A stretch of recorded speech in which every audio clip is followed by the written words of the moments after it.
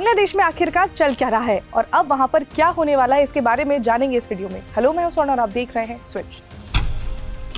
तो बांग्लादेश पिछले करीब 1 साल से काफी ज्यादा चर्चा में रहा है। सबसे पहले तो वहां पर शेख हसीना की सरकार गिर गई, फिर वहां पर मोहम्मद यूनुस की अंतरिम सरकार बनी और अब वहां से कभी इस तरह की खबरें आती हैं कि वहां के आर्मी में टेंशन है, तो कभी इस तरह की खबरें आती हैं कि जो अंतरिम सरकार वहां पर बनाई गई है उसको गिराया जा सकता है। उस तरह की स्थिति जो है वो बांग्लादेश में बन रही है। तो आखिरकार बांग्लादेश में चल क्या रहा है? अभी बांग्लादेश में सबसे बड़ा सवाल ये है कि बांग्लादेश कौन चलाएगा और वो किस तरह से चलेगा आगे आने वाले टाइम में। यहाँ सभी टेंशन जो है वो पावर को लेकर है। तो बांग्लादेश में अभी आर्मी, अंतरिम सरकार और जो स्टूडेंट लीडर्स जो हैं इनके बीच में सारी टेंशन है। और अभी जो टेंशन है वो ये हो रही है कि चुनाव जो है उसकी तारीख कब होगी।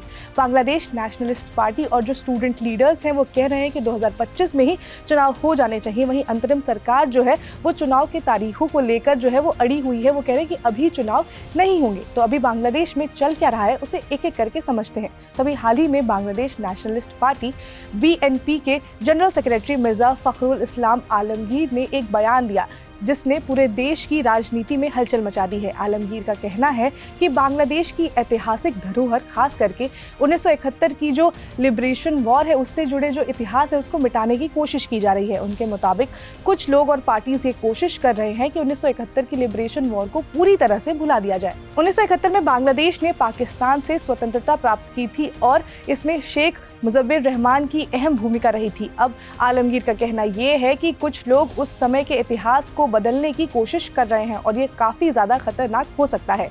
इस बयान का राजनीतिक मतलब ये है कि आगे आने वाले चुनाव में इस मुद्दे पर विवाद और भी ज्यादा बढ़ सकता है। तो बांग्लादेश में बीते दिनों जो कुछ भी हुआ है उसमें स्टूडेंट्स लीडर्स का बहुत इंपॉर्टेंट रोल रहा है। हमने देखा है कि कैसे कई दिनों तक स्टूडेंट लीडर्स ने प्रोटेस्ट किया, उन्होंने शेख हसीना की सरकार का विरोध किया, लेकिन अंतरिम सरकार बनने के बाद भी स्टूडेंट लीडर्स का इंटरिम गवर्नमेंट में पार्टिसिपेशन जो था वो देखा गया। और अभी इस साल बांग्लादेश में स्टूडेंट लीडर्स ने अपनी अलग पार्टी का गठन किया है और आगे आने वाले चुनाव में इस तरह का उन्होंने ये दिखाया कि वो पार्टिसिपेट करेंगे। और उसमें से स्टूडेंट लीडर्स जो है उनका कुछ का कहना है कि जो शेख हसीना की पार्टी है अवामी लीग, उसको आगे आने वाले चुनाव में बैन कर देना चाहिए, जिस पर यूनुस सरकार ने कहा है कि उनका अभी इस तरह का कोई भी प्लान नहीं है जिसमें कि वो शेख हसीना की पार्टी को बैन करें। तो ये जो पूरा का पूरा मैटर है पार्टी को बैन करने को लेकर, इसमें भी जो अंतरिम सरकार है और जो स्टूडेंट लीडर्स हैं उनके बीच में अनबन जो है वो टेंशन देखने को मिल रही है। हमने देखा था कि जब शेख हसीना की पार्टी को हटाया जा रहा था उस समय जो अंतरिम सरकार में जो अभी लोग हैं और जो स्टूडेंट लीडर्स हैं वो एक साथ आए थे और उन्होंने मिलकर शेख हसीना की पार्टी का विरोध किया था।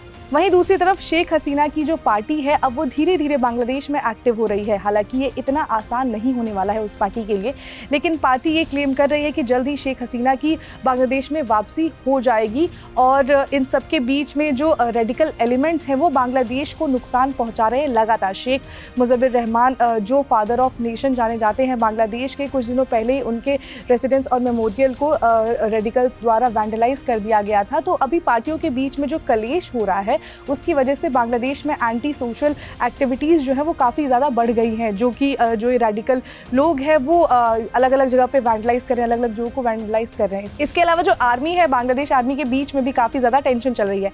आर्मी चीफ को हटाने की बात चल रही थी, ऐसी खबरें आ रही थी कि जो लेफ्टिनेंट जनरल फैजुर रहमान सेना में तख्ता पलट करने की तैयारी कर रहे थे, लेकिन फिर आर्मी चीफ को ये पता चल गया और फिर ऐसा नहीं हुआ। लेकिन बांग्लादेश की सेना में भी फूट पड़ी हुई है, सेना के अंदर फूट की बात तो है ही। इसके अलावा ऐसी भी खबरें आ रही थी बांग्लादेश से कि जो सेना है वो बांग्लादेश में जो अंतरिम सरकार है उसको भी गिरा सकती है, क्योंकि अंतरिम सरकार के बनने के बाद से भी बांग्लादेश के हालात कुछ खास बेहतर नहीं हुए हैं। लेकिन इस पर मोहम्मद यूनुस का बयान भी आया और उन्होंने कहा कि ये लोगों को भ्रमित करने के लिए इस तरह की अफवाहें जो है वो फैलाई जा रही हैं। तो बांग्लादेश की अगर हम बात करें तो बांग्लादेश अभी बिल्कुल भी स्टेबल कंडीशन में नहीं है। जिस डायरेक्शन में बांग्लादेश की पॉलिटिक्स जा रही है, जहां पर एक तरफ एक पार्टी दूसरे के अगेंस्ट में हो गई है, वहीं दूसरी तरफ जो स्टूडेंट लीडर्स हैं वो भी पॉलिटिक्स में एक्टिव हो गए हैं और जो अंतरिम सरकार है उनके फैसलों पर वो सवाल उठा रही है। तो अब ये देखना काफ़ी इंटरेस्टिंग होगा कि इसका नतीजा क्या निकलता है, इसका सोल्यूशन क्या निकलता है। चुनाव की तारीख एक बहुत बड़ा मुद्दा होने वाला है और इसका सोल्यूशन किस तरह से और कौन निकालता है, इस मामले में जो भी अपडेट आएगा हम आप तक पहुँचाते रहेंगे। आप जुड़े रहिए स्विच के साथ। इसके साथ अगर आपको वीडियो इन्फॉर्मेटिव लगी हो तो लाइक करें, शेयर करें, सब्सक्राइब करें स्विच को।